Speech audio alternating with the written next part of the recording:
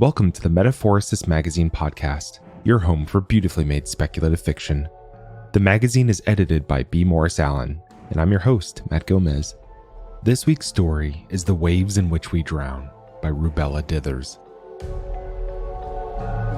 During a family trip to Coos Bay, a pair of pirates wandered up from the beach and asked Rubella if the lass had a bit of seaweed in her hair. Alas, the lass did not. Let's jump in.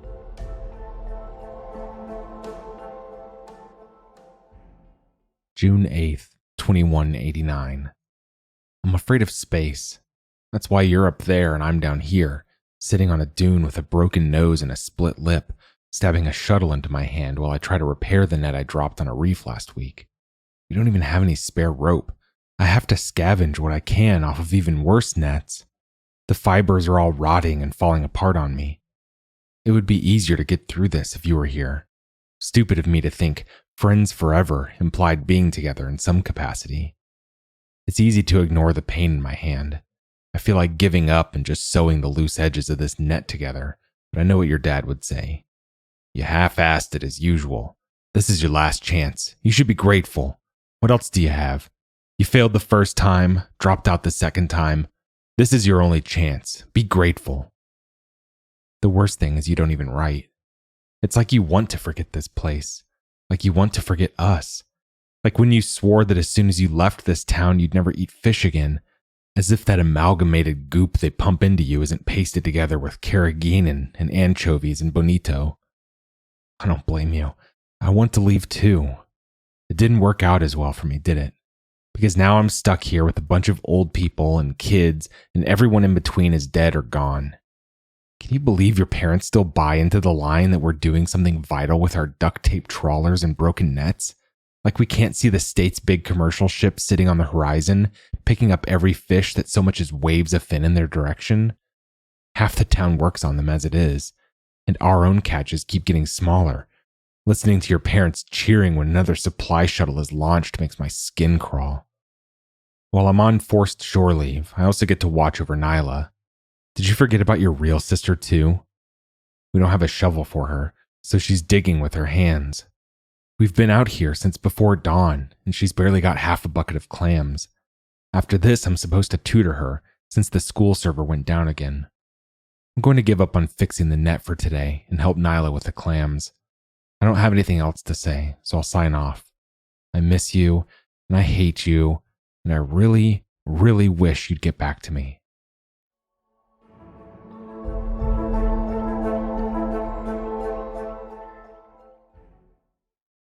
June 10th, 2189. I'm at the bar reviewing Nyla's curriculum, trying to understand why a 9-year-old needs to learn set theory. Instead of times tables, she's doing Cayley tables, because knowing AB equals BA is more important than knowing 7 times 6. Right. A bar is the worst possible place for me to be studying, but it's the only building that's still on the power grid. If that goes down, they've got fish oil lamps, and everyone's too drunk to care about the smell. I miss studying together. It was easier to focus. For me, at least. I have no idea what you got out of it. I look at a proof and I'm like, sure, it makes sense. It's obvious to me. But I say that about anything, even if it's wrong. You were always so formal, so meticulous. The only possible way this experience could be worse is if What's-His-Face showed up. So of course he has. He's with some rich girl. I can tell she has money because she's wearing shoes. How fucked up is that? I have to scrub my feet with sand for half an hour to get all the dried wine and ash off. But that's how bad things have gotten since you left. It sounds like I'm connecting the two events, but I'm not. Okay, maybe. I never liked him. And no, it's not because dating him meant that you spent less time with me. It's because he's a creep. I mean, when you told him you were studying for the navigator exam, he dropped off. Then when I failed and you didn't, he came up to me talking about how selfish you were. As if I'd want to commiserate with him, of all people. I didn't just lose you. I lost the chance to leave. Now he's got this new girl, like you never existed. This one looks like she's pregnant. I mean, the dangerous, beyond the point of no return kind of pregnant. Why anyone would risk having kids now is beyond me, but people keep doing it.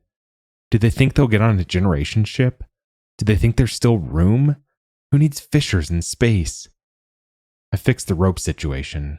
Once I figured out what to do, it was pretty easy. I sold some of your stuff. Nothing important, just your old computer. The one I bought parts for when I worked between 2 ships all year and didn't see land once while you stayed in school. I sold it to the scrapyard.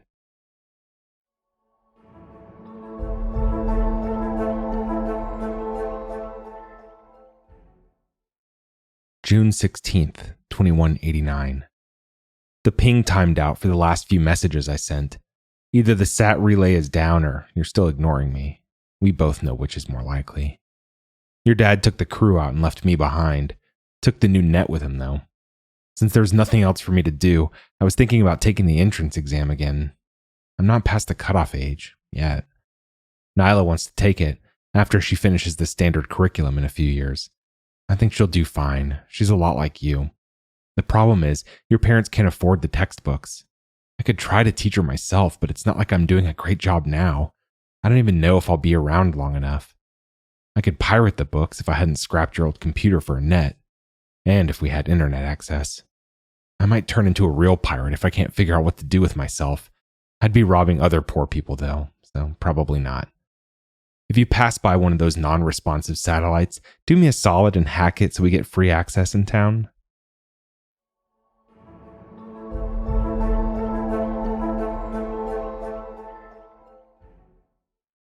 June 30th, 2189. I got the bends. I know we used to joke about it when we were diving, but this seriously sucks. I've been in bed for a week. Nyla is the one who spotted me. I don't remember being pulled out of the water. They think, well, I'm sure you know what they think.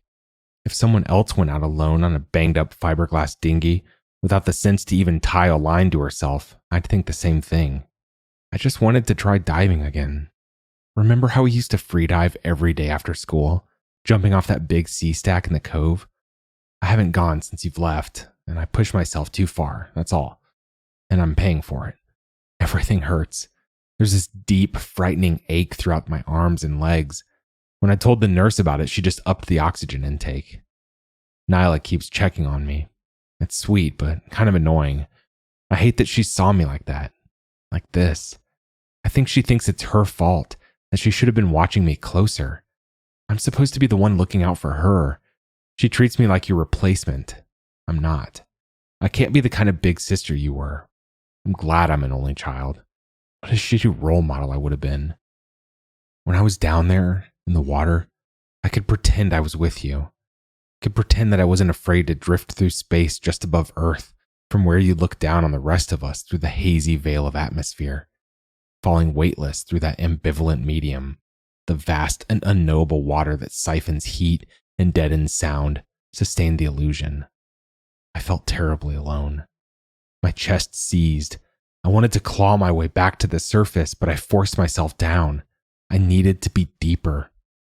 I didn't notice the regulator's pressure dropping until I was struggling to breathe. There was a leak in the line. I was fucked. I ditched the useless gear and struggled towards the surface, growing weaker with each stroke. I could feel the sun's warmth, and I pushed through the current. The closer I got, the more blackness invaded the edges of my vision. I was tired, Sarah. I'm always fucking tired. That's where my memory ends, as abruptly as a dream. It was beautiful for a moment.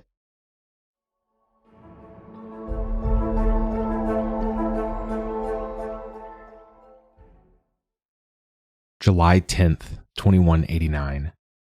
I caught Nyla going through a massive copy of Dummett and Foote. Kids these days. She's claiming it just showed up, but she probably stole it from the university library. At her age, she shouldn't be skipping school to go all the way to the city for that, especially not alone. I would have done it if she asked me. Still, I don't think she's wrong for doing it, and we were worse at her age. She's mad I don't believe her, though, because when I asked if I could look at it, she flipped me off. I didn't teach her that, did you?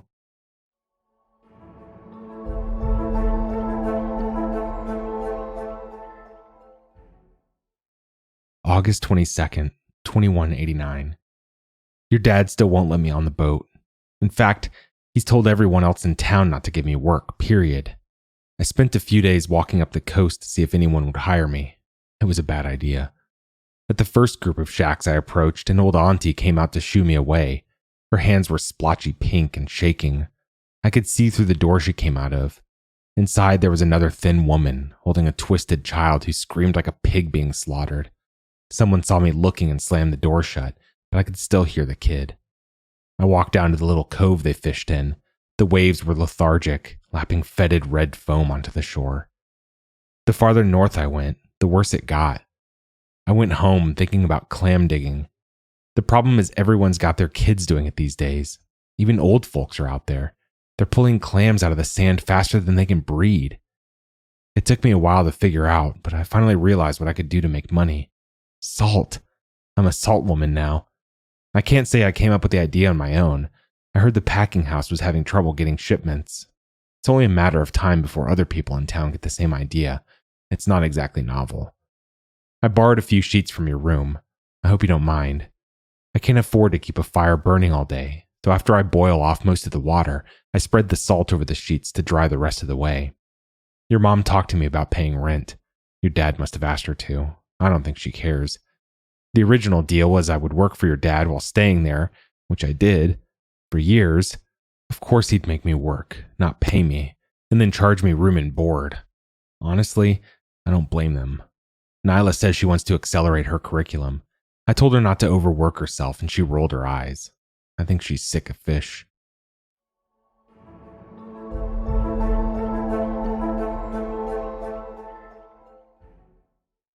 September 6th, 2189. I was at the bar again last night. It's kind of a regular thing now, a weekly ritual. Remember how much I used to hate drinking? The veil has been lifted. I was sitting at the bar, nursing my watered-down seaweed wine. Normally I'd be studying at one of the tables, where the lighting is better and the surface is less sticky, but the lights were out. That's been happening a lot more lately. The counter is also farther from the pool table, and it's endless clacking. A few weeks ago, the bartender dug this wind-up radio out of somewhere.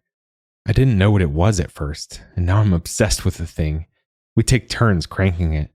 It's the only way to get regular news. That's how I learned they're doing a mass launch next month. The remaining cohort in orbit, your cohort, will start their flybys, siphoning gravitational force off planets and comets and whatever's convenient so they can be flung deeper into space. You'll break and scatter like billiard balls, each mapped trajectory, a new path for humanity to follow towards some possibly viable world. Even if it takes us millennia, even if we never find a new planet to latch onto like a leech, at least you'll be out there, an eternal reminder of what we were. Since trying to contact you directly isn't working, I'm relaying future messages. The navigation base enabled permissions for me to use their ground proxy and confirm your signal is extant. When are you going to respond? When you finally get what you want, when you finally leave this place for good, how will I be able to reach you?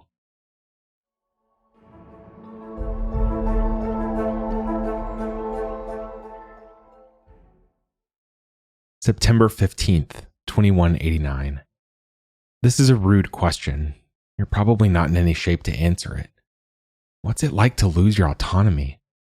I know they say that isn't what happens, but that's not true. If something else, some executable set of instructions, controls your decision-making, you cannot be autonomous, by definition. Is that why you aren't writing back? Am I sending this to an empty shell? The idea of losing who I am, that is what I'm afraid of, more than being in space. What happens during that discontinuity? I think about it when I fall asleep, how easily I trust that I will wake up as the same person. What happens in that space of time? Where do you go? Are you still the old you? Or is this a new you that merely shares the same memories? How would you even know?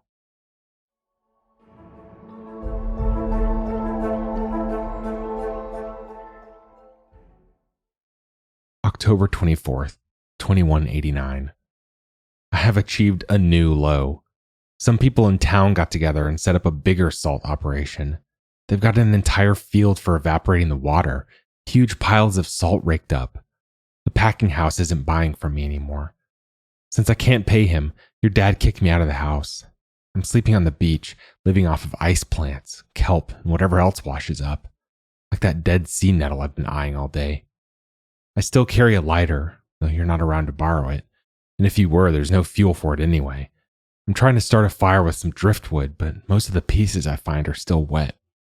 I've spun the flint wheel so many times my thumb's starting to bleed. I did finally get a couple of sticks to light up. It's not very warm, but at least the flames are pretty.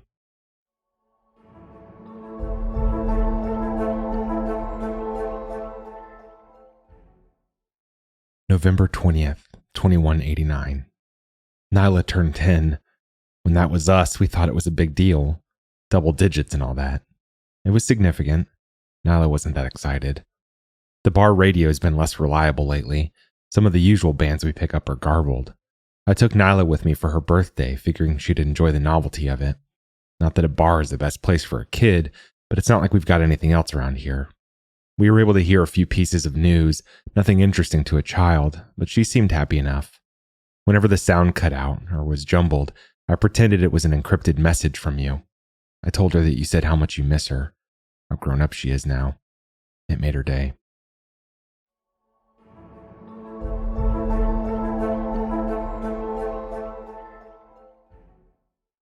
December 15th, 2189. I always hated it when you called me negative. I think you were trying to turn it into a joke, or maybe you wanted it to be true so we could be opposite. Magnetic poles. Negative, positive. You know, the designations are completely arbitrary. This morning your mom said something that reminded me of that. She lets me in the house when your dad's out. We were in the kitchen, threshing foxtails, bitching about how hard it was getting to find weeds of all things. She told me to shut up, that I never have anything good to say. But I do. I'll prove it. On the first of the month, that big factory purser went dark, dead in the water. At the bar, people were talking about some satellites being knocked out of orbit. The reports we got over the radio just said, systems malfunction. I don't care what happened. I'm just glad it did. It took a week for tugboats to get out to the purser. Its crew had to abandon their net. As soon as the purser limped out of sight, the town fishers moved in. I've never seen your dad move so fast in my life. Together, they got the abandoned net up. The town's still arguing about what to do with it, like anyone can actually use it. Ever since, your dad has been able to go out farther than usual, and he got a big catch of quality herring, not the chewed-on stragglers he normally pulls up. The packing house needed extra workers, and they hired me on the spot. So I've been gutting, filleting, pickling, and packing fish for the past 3 weeks. I know we said we would never work there, but what choice do I have? It'd be better if they had enough gloves to go around.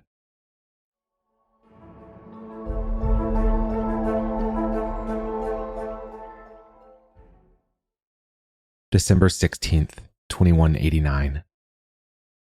I forgot to mention that I watched the new cohort launch last month. Those improbably perfect orbs always creep me out. I know you're in one too. It's still weird. Plus, the speed, those maneuvers, aren't things a living person could withstand.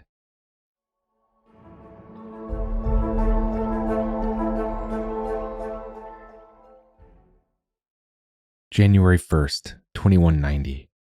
Happy New Year. Can you tell I'm excited? Nyla got a tablet for her New Year's gift. She said I can use it when she's at school. I don't know where your parents got the money for it, or high-speed SAT access for that matter. They seemed as surprised as I was when Nyla opened the box. Maybe someone upstairs is looking out for us. Through a combination of Nyla whining and bribery, my gift was your parents letting me stay in your room again. It's a bit infantilizing to have to follow their rules, but at least I have a bed. It beats fighting seagulls for half-eaten crabs any day. More commercial ships showed up, effectively trapping us in the bay again. The fish rush is over, which means I got laid off from the factory. I'm back to harvesting salt, but I've got a new idea for it. I thought of it when I had to make lye water for the lutefisk. Who eats that stuff? Me. Me eats it. Anyway, after my shifts, I raided the dumpsters for the offal. I've been boiling it and skimming oil off the top to resell to the factory. I make less than I would if I were hired by them to do it. It's bullshit. I put some aside for myself and your family. Do you know how many kilos of fish guts it takes to make a bar of soap? I do. I have to render it a couple of times to get the fishiness out. I don't have anything to make it smell good, so the best I can do is make it smell like nothing. In 6 months, you'll be passing Jupiter in your space orb. At the rate I'm going, I'll be tanning fish skins in their own offal. Once I am clad entirely in fish leather, you will know I have accepted my lot in life.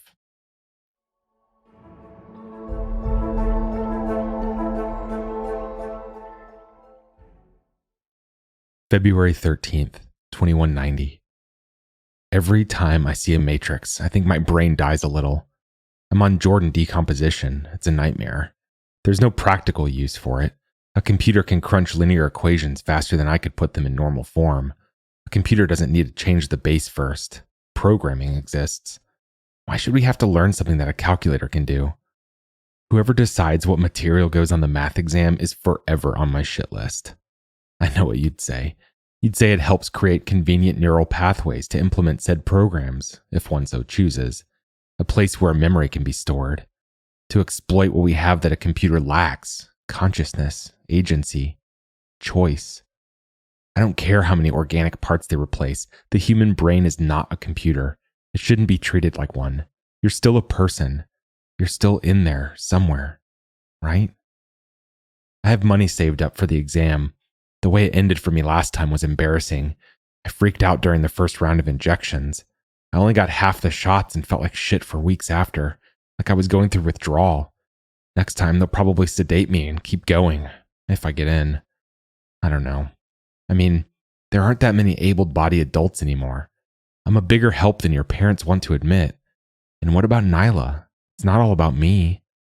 I've been making the same excuse for years. We both know the truth. I'm not as brave as you.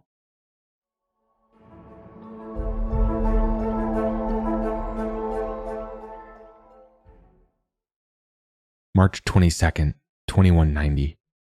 I saw him again at the bar. He actually came up to me, asking about you. I asked him about that pregnant woman. I haven't seen her for months. No baby either. It was a shitty thing to do. I knew as soon as I saw the look on his face that she was dead. If you had wanted kids, would you have stayed? Is it worth dying for?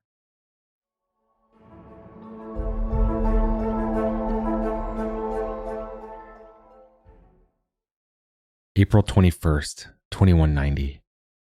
Your dad got it in his head that he wants to be a shrimper. I mean, if you've seen one eyeless cod with its scales slipping off and an oozing hole in its side, you've seen them all. No need to change careers over it. I'm pretty sure shrimp are bottom feeders and are at the top of the list for things in the ocean horribly deformed by pollution. His crew is very literally falling apart. Mercury poisoning is leaving more of the older folks too fucked up to work. They're all shaky and confused. So he's got me out on the boat again, picking crabs out of the traps and tossing them back in the water. They pinch me every time. You'd think they'd be happy for the chance to grow up before being killed. That's more than you can say for the rest of us. The way these white shrimp's little legs flail around is too relatable. I'm close to throwing them all overboard. I mean, most of them are under the size limit. Not like anyone gives a shit about that. Your dad has hinted, i.e. outright stated, that he wants me to take the shrimp up to the city's farmer's market this week with your mom and sister. He says he's already paid for a spot, assuming we can even get past the tent cities. We'll have to borrow a truck to get there, and the toll fees, and I'll probably be up all night working the generator, charging the battery. I think his usual clients aren't buying from him anymore. And if they aren't buying from him, they aren't buying from anyone else in town. I don't know what to do. I suggested to your dad that we as a town could consolidate our resources, find a better distributor, and split the profits. You know, like a co-op. He told me I'm the reason he has high blood pressure. But really, it's the mercury.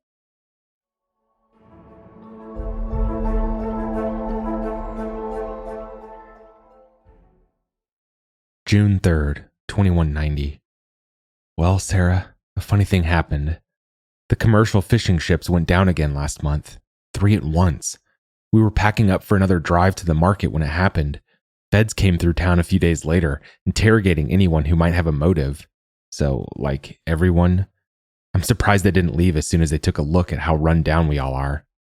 Coincidentally, it was just in time for halibut season. There's a 2-fish bag limit, so I'm out trolling on the boat again. We pulled up a 6-footer. Took us nearly an hour. Imagine existing for that long just to end up on a hook. I prefer salmon. When we catch the run headed for the Delta, at least I know they're going to die either way.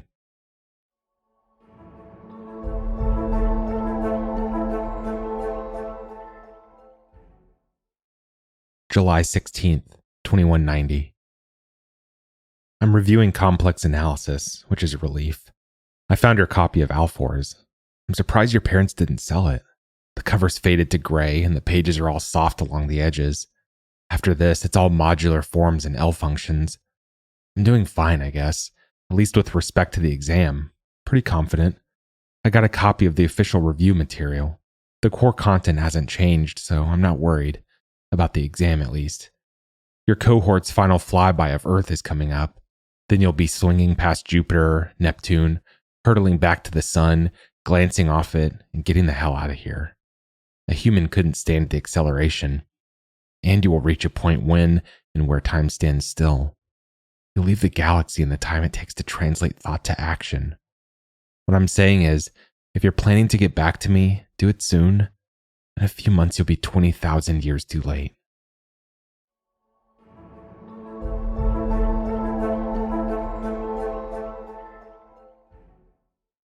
September 2nd, 2190. The exams are next week. I paid the fee in advance, so I'll have some incentive to go through with it again.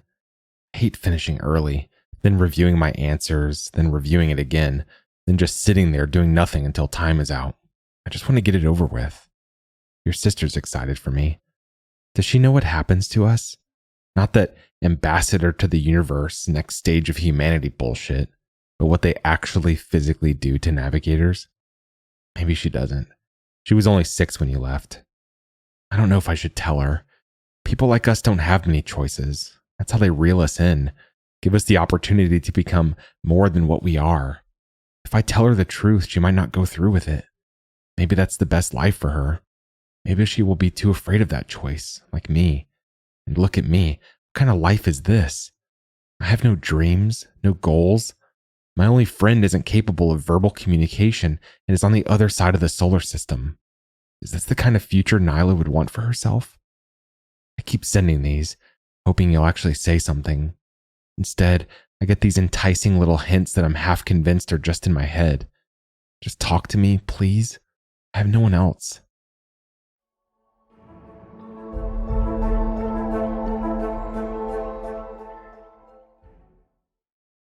September 16th, 2190. I went swimming tonight. It's been hotter than usual, clinging to the upper 80s even this late into summer. They've been shutting down the power grid an hour after sundown for the entire coast.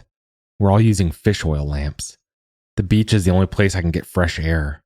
The wind picks up in the evening, blowing away the lingering haze, exposing the stars cluttering the sky. They say that when you get to space, you'll be among the stars, but really, you are surrounded by emptiness, caught in the vast distances between bright spots. That perfectly encapsulates how I feel about my life. Maybe I do belong up there. So, I'm swimming. It isn't quite high tide, but it's getting there. I swim past the few summer algal blooms still clinging to what's left of the pilings. I'm out far enough that I won't get pushed back to shore right away. When the dunes blend into the murky sky, I stop. I float on my back, looking up at all those stars. Too many, if you ask me.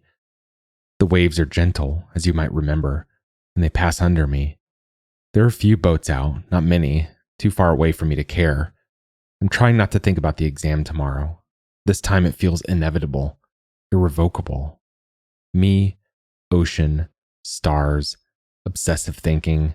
Have I set the scene yet? Good, because next thing I know, my pity party gets crashed.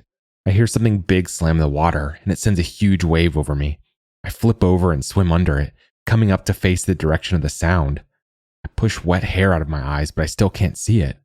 What I do see is a wave coming, and a shape bobbing on top of it.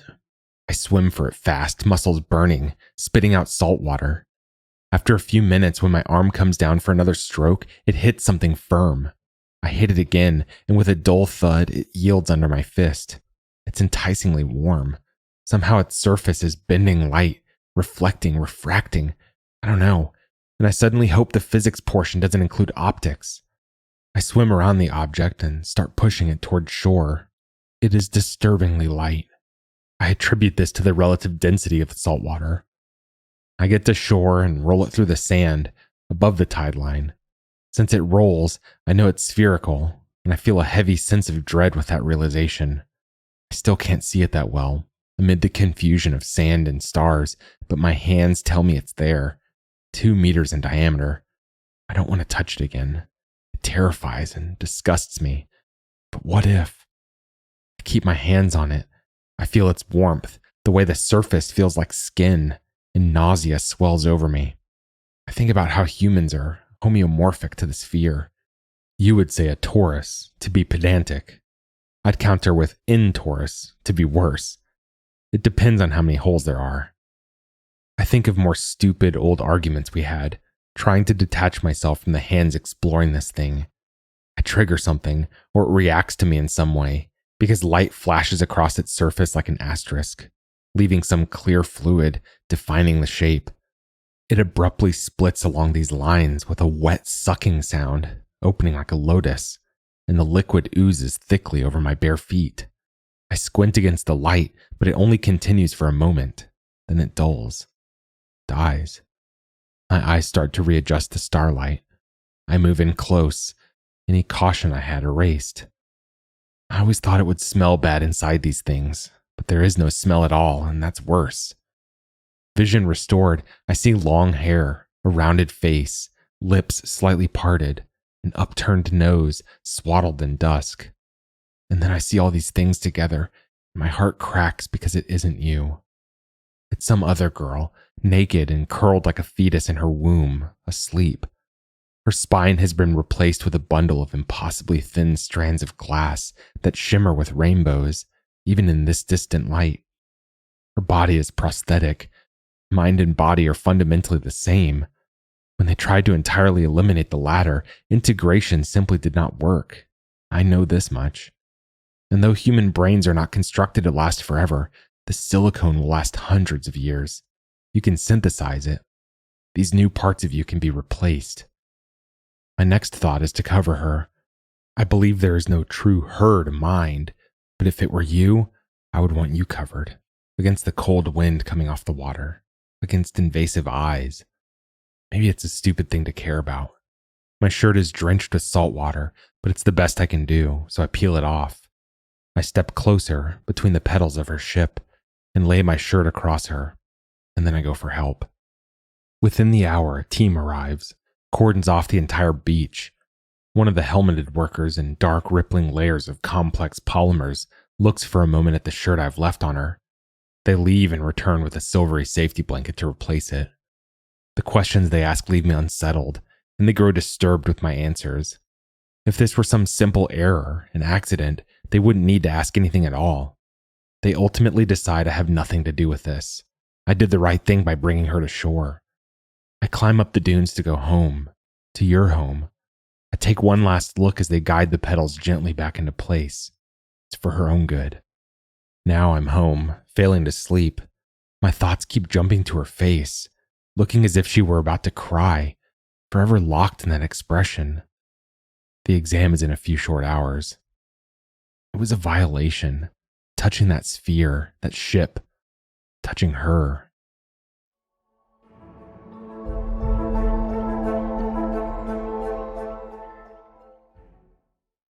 November 1st, 2190. I passed. Top 10. I'd be impressed if I weren't a decade older than everyone else. Nyla was thrilled. I acted like I was too, though I know she will follow me, like I'm following you. Your parents looked relieved. I leave in 2 months. I wish I had something to make this headache go away.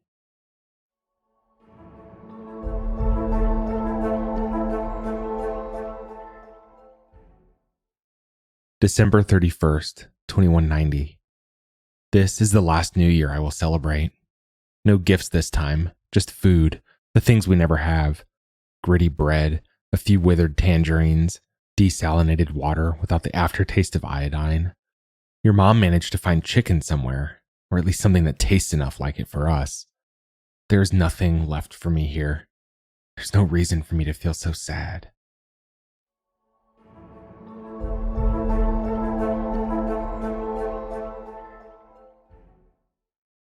January 1st, 2191.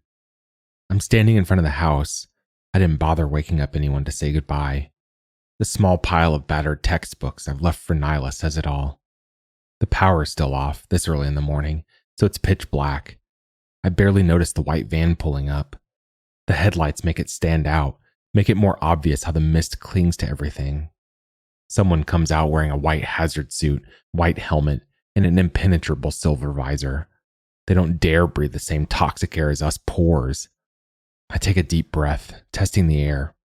Brine, ammonia, decay, the ubiquitous, scentless, heavy metal particulate. They open up the back, revealing a shadowed interior. Then they turn their mercurial expression on me. Inside there are 2 benches loaded with teenagers. I stand out as the only adult. I'm at least twice as old as the youngest.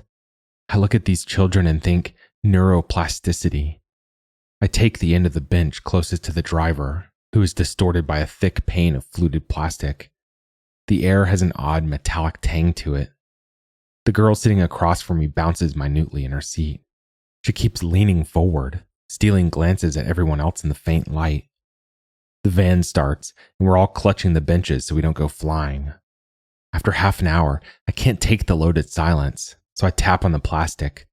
No one responds, so I knock it a little harder. Hey, is it okay if we talk back here? The kids look shocked they have the balls to ask. Still, no one responds. I think it's fine. Go ahead, talk to each other.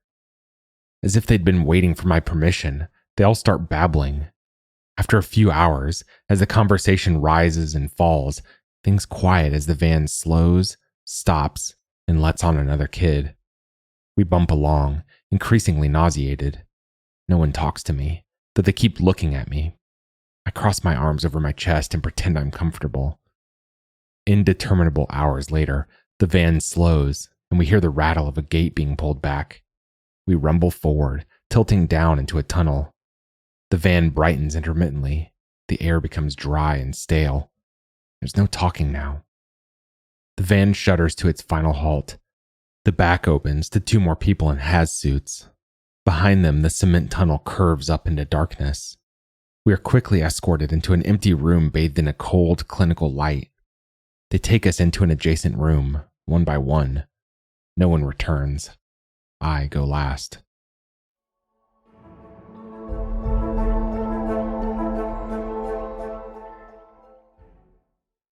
January 15th, 2191. My stomach hurts. My upper arm is a knot of pain. I don't remember this from last time. I don't trust my memories. Remembering is such a feeble thing. It seems strange to have tested us based on it. How can it compare to simultaneous access and near instant recall? I see the appeal.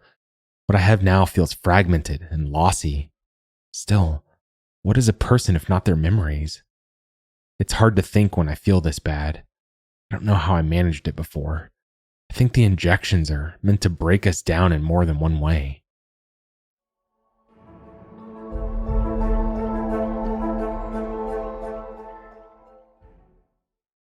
February 2191. I don't mind the acrid taste of the nutritional fish paste anymore. Soon I won't be able to taste it at all, or need it. My relationship with time has changed. As endless billions of neural proteins crystallize into invisible silicate lattices, new connections are forming in me and with the others. The others linger on the fringes, but they are here. We have formed a local network for our cohort. It's strange to be present both with them and within myself, and yet remain undivided. This new unity helps us forget the people we've left behind. They have access to all of this, these things we share with each other, that we keep to ourselves. We are not our own creatures. I know now that to respond to me would have been to reveal yourself. I comfort myself with this. It is almost perverse to compose these missives. I feel closer to you, as if I could drift across this electromagnetic field that spans between us and find you floating behind the crest of an oncoming wave.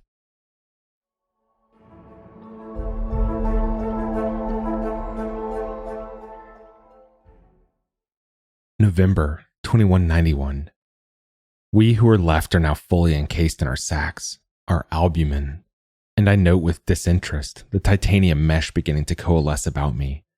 It creates a shimmering, fibrous network that will be my interface for external stimuli. A second skin, a third eyelid. It scrapes against the delicacy of my consciousness. I look outside of myself, while I still can, at what remains of some other girl. She is curled and suspended in her own electrolyte bath. A sleeve has been fitted over her spinal bundle, and code streams across the surface of her tank. An external cue, a flicker of her otherwise vacant eyes, and I know she is still in there.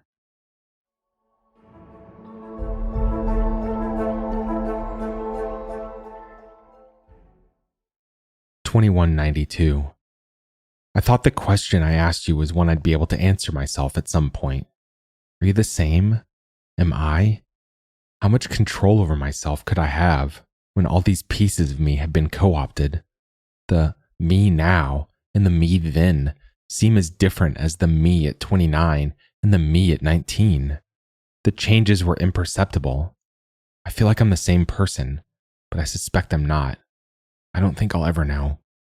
The fleet of Theseus, one of the girls calls us. It's supposed to be funny, but none of us can laugh. They've got us rolled out on the beach this morning, like some massive carton of filigree eggs. Boosters and fins abrade our shells. We don't have an audience, just our own silent and discreet company. There is no preamble, no ceremony. The launch is abrupt. We huddle close as the ice-white flames propel us through the atmosphere, leaving cutouts in the clouds we pass through. I feel the temperature like a breath, a blush, a fever. Our flight accoutrements, depleted and useless as they are, melt and absorb into our hulls.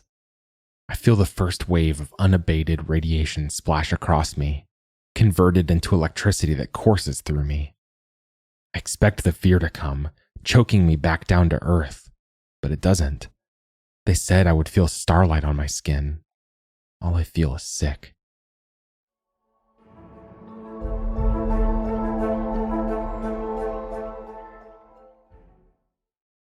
Date unknown. I measure time in tedious revolutions about Jupiter and Neptune.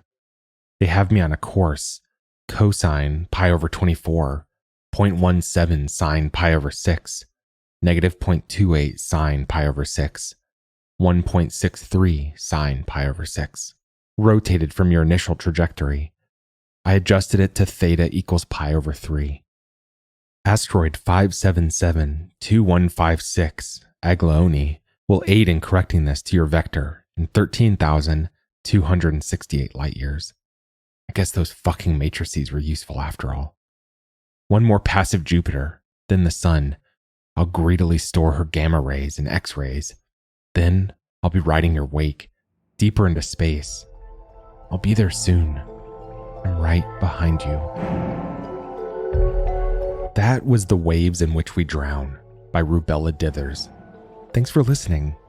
If you enjoyed this episode, we'd love if you'd leave us a 5-star review on Apple Podcasts, or better yet, share the magazine and podcast with a friend. If you'd like to listen to more speculative fiction, visit us online at magazine.metaphorosis.com or on Twitter at metaphorosismag.